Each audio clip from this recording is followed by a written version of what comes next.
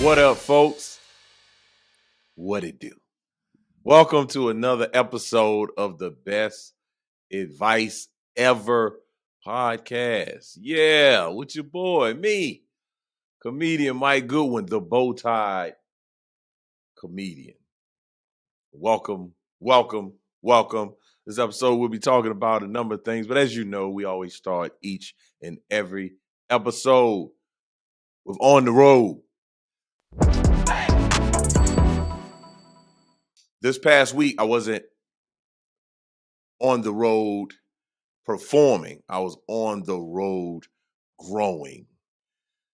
I have the wonderful, excellent, tremendous honor of being a part of a business mastermind. It's called Traffic Sales and Profit, TSP, which we call it in the community, led by Lamar and Ronnie Tyler. And I've been a part of this mastermind for, I guess, officially for 4 years, but I've been closely associated with my wife for the last 6 years. And basically, this mastermind is a group of entrepreneurs. Majority of the entrepreneurs are African American entrepreneurs with 6, 7, and 8-figure businesses.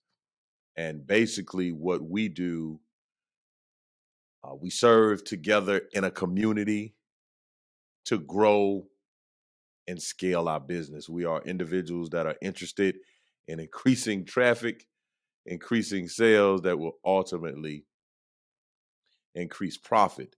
Also, a big portion of the ethos of this community as it relates to African Americans specifically, because folks will often have questions of why there needs to be a mastermind that primarily is full of African American entrepreneurs and business leaders. And this is the reason that this community was created. And it also was the reason that it resonated with me. One of the biggest mantras, slogans that is used in the community are "We are the ones we've been waiting for." Oftentimes, especially in African American communities, there has been conversation around government programs and loans and grants and reparations and a variety of programs and initiatives to help bring up the Black community. And all of those are great. The issue with that, especially as it relates to me, I'm not going to wait around for anyone to improve my lot in life. I've been given the ability to learn and grow, to prosper. I serve a God that is a God of no respect or of persons, that wants me to live a life that is exceedingly abundantly above all that I could ask or think. And so, in that spirit, this community basically is saying, you are the ones that we have been waiting for. We don't need any government handouts. We don't need a program. What we need is information and knowledge and resources that would allow us to grow and scale our businesses. We can hire the folks in our community. If you look at businesses, especially small businesses that start, they often start, and the people that work for them are the folks that are either family members or people that are in their respected area. And oftentimes it's people that look like them. If you roll back all the statistics of African American wealth gap, it's staggering. And it's absolutely abysmal, deplorable. And so what are we going to do? We're going to sit around and point fingers and say, woe is me, what's wrong with all these things? And somebody needs to do something. Or we're going to pull up our sleeves, roll up our sleeves, and get in there and do the work. And that's what I'm gonna do. Get in there and do work. It kind of got kind of heavy, kind of fast. But that this community is not that. This community is a community of love and support. It's absolutely amazing, absolutely incredible, phenomenal speakers. I'll talk about a few of those in a moment and throughout the course of the podcast. But we get together. We just completed game plan, which is in January, and then in 6 months we will return to Atlanta for TSP Live, and then along the way, every 3 months, there are mastermind specific trainings that we return. So it's probably been one of the best decisions I've made in my entrepreneurial life,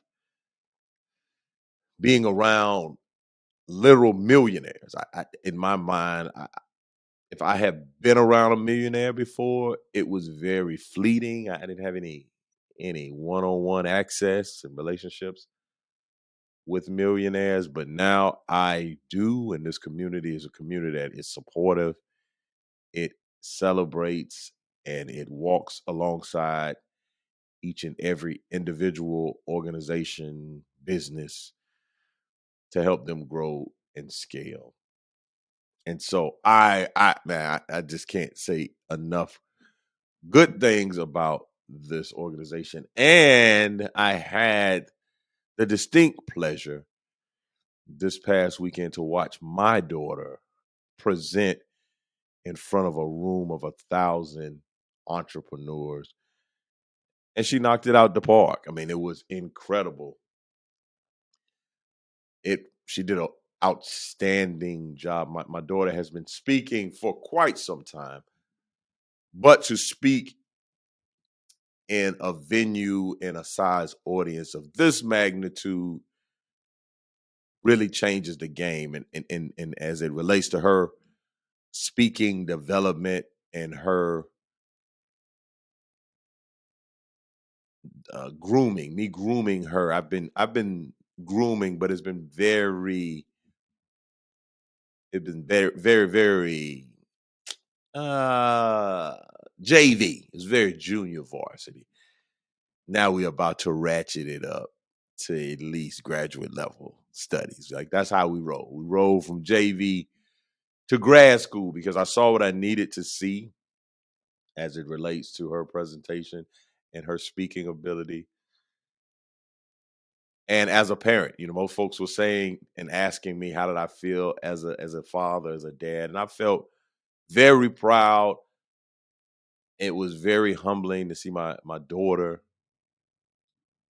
be so poised, be so comfortable in her presentation and so knowledgeable about the things she spoke about.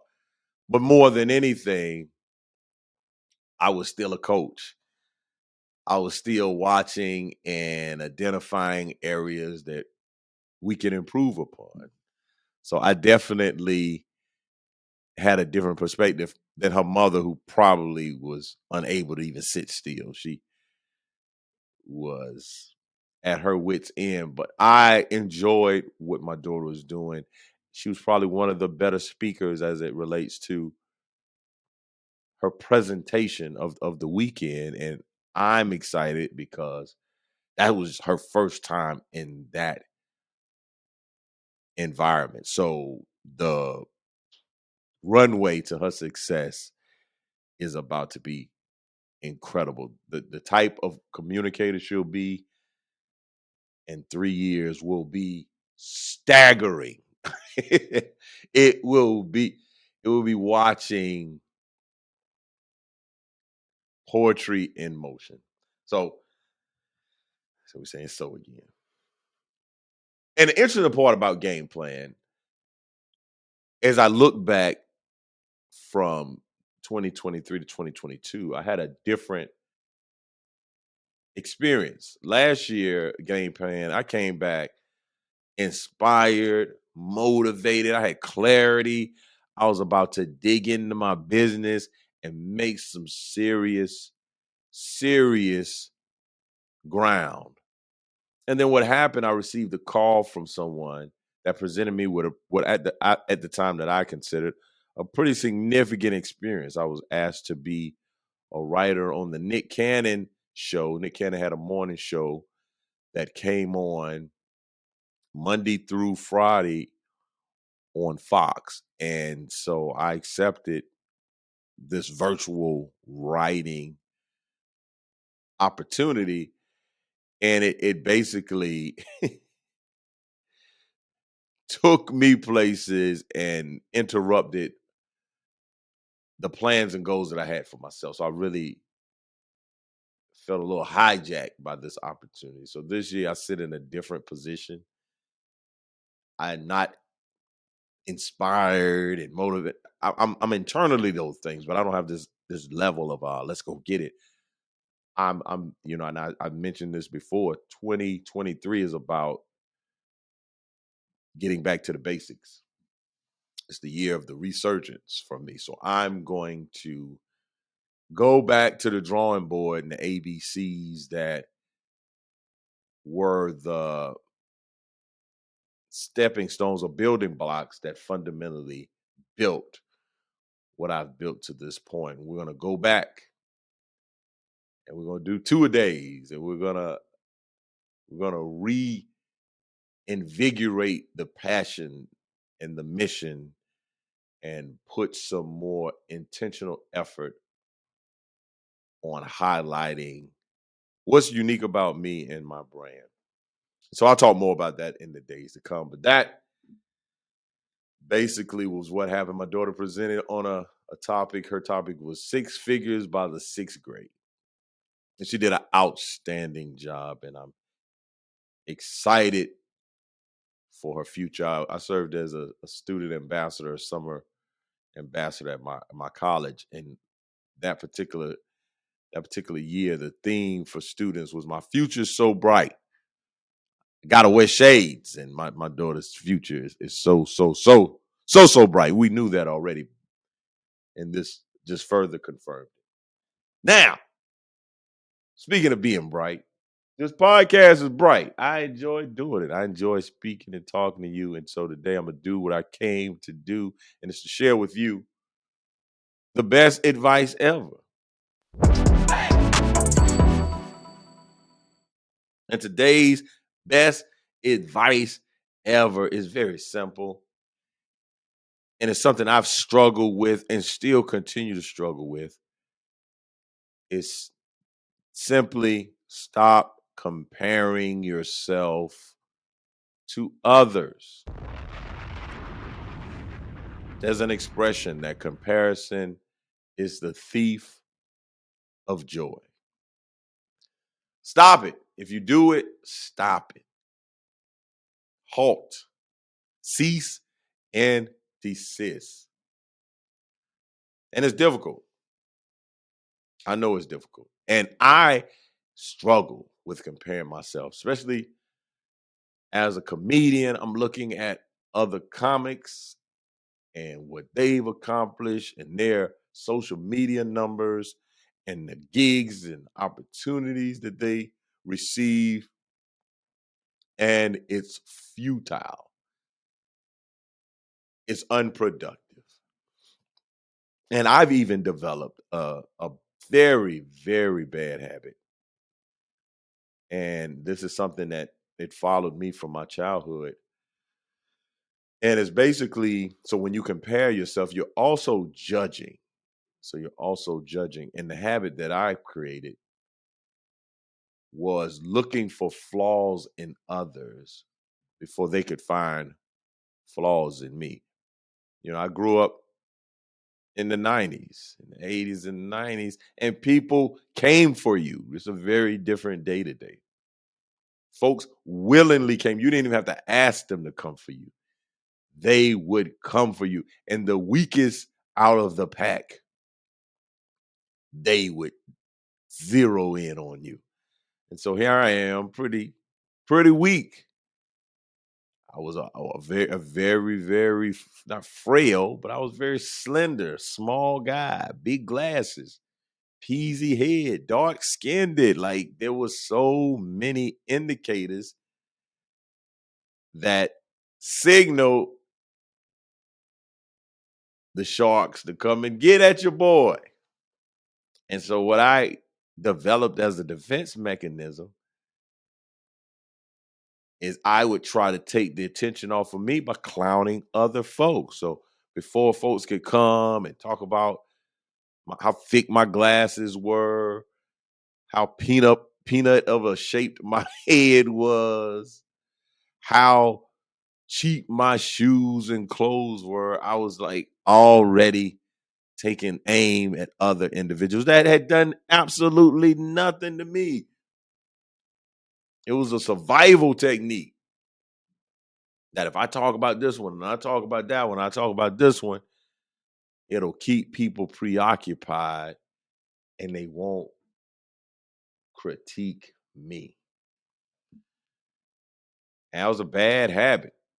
Bad habit.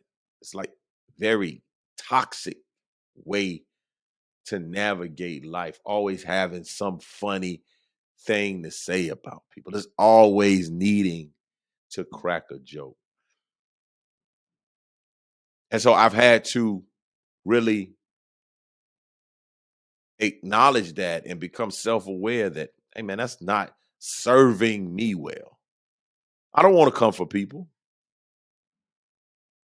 I don't want to crack and roast folks just off the sheer ability to do it. But I was so fearful, so afraid that somebody was going to try to come and get me. So, nanny, boo, boo. Like, I'm going to get you before you get me. I had the fastest draw in the West. Bam! Call me Doc Holliday, baby. I'll be your Huckleberry. I was not going to sit around and wait for you to come for me because I knew people were coming for me. So as it relates to the best advice ever, man, start comparing yourself. You don't have all the information to even do it. And we've been really conditioned to compare ourselves. In school, we had class rank. You heard phrases like keeping up with the Joneses. And the die was cast, man. As soon as you showed up on the scene, you're looking around. I played basketball quite a bit. So you're looking at your opponent, okay? This guy can't guard me. He's too small. He's too slow. He's not as good a player as me. I'm going to get picked before this person. It's like an ongoing competition. And what I would suggest is that you stop comparing yourself to others and compare yourself to yourself. Evaluate the road that you've been on. Look at your individual development. Look at the things that you have accomplished, the flight of stairs that you have climbed. Sweep around your own front door before you try to sweep around mine. That was a gospel song back in the day. Mind your business. I come from the era of mind your business, but I do come from the era of shoot them before they shoot you. And that just doesn't serve you well as you age and mature. So stop comparing yourself. I see it. I see it often. I see it marriages. You'll have somebody that's been married for 5 years, comparing their marriage to a marriage that's been 20 years long. Come on, man. What you're not going to do is compare yourself to other folks. You don't have all the information. You don't live with those people. You don't know all the steps that they've taken. That's why I made a note of that when we were driving home yesterday. I was talking to my wife because my daughter did very well and people were very complimentary. But I told my daughter and my wife, you have to, in your presentation, talk about the moments when you were not confident, the moments when you were not outgoing and gregarious, You have to tell them that I was a very shy young girl that would stand in the corner and look at my feet because I didn't want to interact with the folks that were coming to buy my product. You have to communicate that because people will think you're some type of Doogie Howser. You're some type of anomaly. You're different. You're from the planet Crouton. What is it? Krypton? Krypton. You're a super mutant. You're some type of being that's not from here. You're not. Tell these folks, you've cultivated your gift and talent by doing rooms of 15 people, doing rooms where there are more chairs than people, doing lives, doing pitches for money and business opportunities. All of that has cultivated your ability to get on a stage of 1,000 and make it look effortless. But we got to tell them what happened before you saw me this morning. One of the rap songs lines. You wasn't in the gym shooting these jumpers with me. One of the speakers talked about, matter of fact, Matthew knows, Beyonce's daddy, talked about Kobe Bryant's philosophy of 666. He said basically after the basketball season over, it's like Kobe had, was it 6 months? No, it wasn't 6 months. It was 6 weeks where he worked 6 hours a day, 6 days a week. So that time after the season ended to the season began, this was 6 weeks.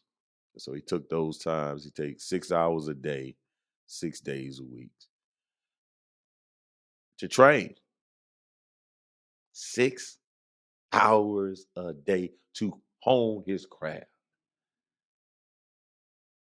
But somebody want to compare themselves. Why I'm not getting as much playing time as this guy? Because you don't spend 6 hours a day, 6 days a week, grinding for 6 weeks.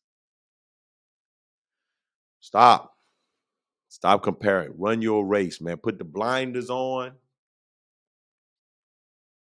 and get it. Set your personal goals. And again, I'm not being unrealistic that you're not gonna see. Yeah, see what other folks are doing. Gain some inspiration. Gain a sense of a reference, but don't compare. Don't say how did they? Why do they? Nobody's done this for me. Hey, stop comparing thyself to thy neighbor. I think that's in the Bible somewhere. It's not. It is, but it's not. Stop comparing yourself. So that's today's best advice ever.